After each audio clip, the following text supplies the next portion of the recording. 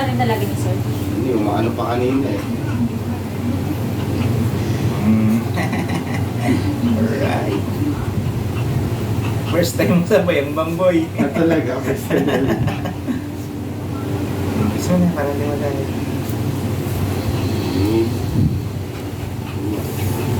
Oo. Bilis naman. Oo.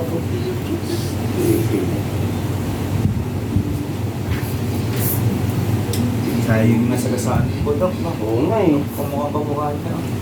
Pati yung isang anak ni Zoe na ano, babae nga lang, kamukhang-kamukha din nun. Opo. Nung Yan ang ginawa namin kuya. yun ang binigay ni mama niya. Siri.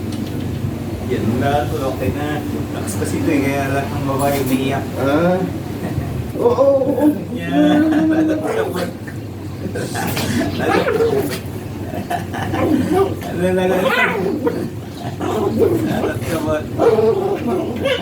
Siri. Yan. Akala ba yun? Ayan yun lang. Siya ang gagatin mo, hindi ako. Relax lang. Ano rin?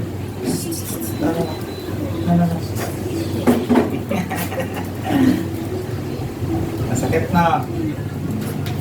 Laks yan, laks ba?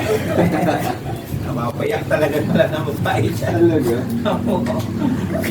Umiiyak. Kaya po pinamalaki ang putuloy sa aso ko eh. Pangalawa yung Pomeranian. Alam mo mga big breed ng mga kargado yun eh. Sorry, bibig na. Ano ah? Sakit ba masyado? Ha? Buti na lang, mabait siya. Sikubot na nagatin mo. Lagot ka. Nagatin mo din. Okay lang. Oo, wala din. Okay lang. Grabe ka talaga po.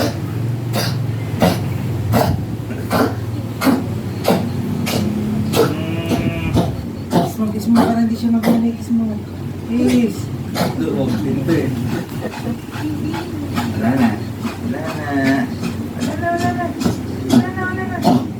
Ed? Ha? Ito rin yung kanya eh. Ilang ano na to, pinagpitig na namin ng gamot. Kaya Matanda na nawawala yung ganyan po yung isang aso ko din po.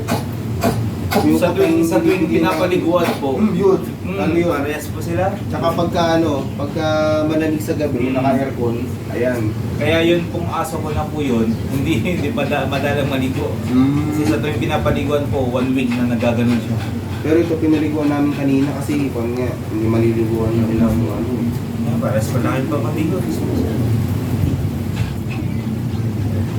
Talaga na. Diyan na.